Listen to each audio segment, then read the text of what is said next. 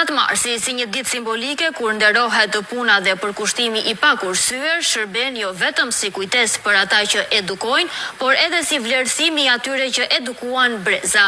Në këtë 7 mars do të sjellim edhe historinë dhe mesazhet frymëzuese të ish mësuesit të matematikës Sotir Papa, i cili për 40 vjet ka edukuar breza të tërë edhe në shkollat e minoritetit grek. Sotir Papa është mësuesi i njohur i respektuar si në zonën e Livadias, ku ka qenë mësues e drejtues shkolle për shumë vite, e sidomos në periferinë e afërt të Sarandës, në shkollën e Çukës, ku shërbeu në 12 vitet e fundit të karrierës së tij si mësimdhënës.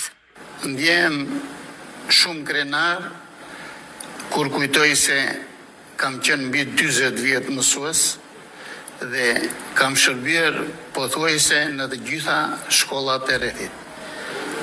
Një jetë të gjatë kam qenë drejtori i shkollës Çukës, 12 vjet.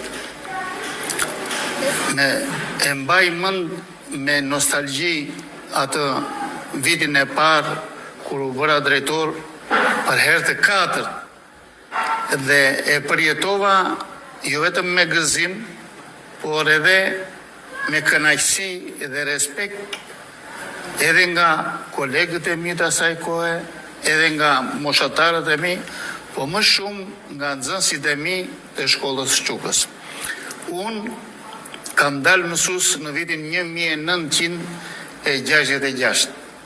Kam qenë mësues dhe nën drejtor shkolle në Mursi, drejtor shkolle në Sopik, drejtor shkolle në Livadia, nën drejtor shkolle në Aliko, dhe prej andej shumë vite drejtor shkollën në Çukë. Ai ka dhe ndan një opinion të vetin për zhvillimet e sotme në arsim dhe për rekrutimet përmes portalit Mësues për Shqipërinë.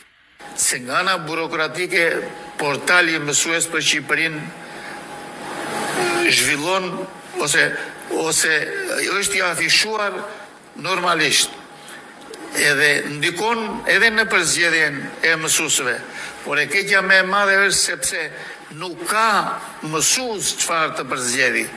Sipas meje, do të thënë shumica e mësuesve janë nga ata që janë nxënës në gjimnaz me 5, me 6, rrallë ndonjë me 7, dhe nuk është më mësuesia profesioni dashur siç ka qenë në ato vite që unë kam qenë mësues, që kam qenë drejtues, që kam qenë në punët e mia dhe në kohët e mia më të mira.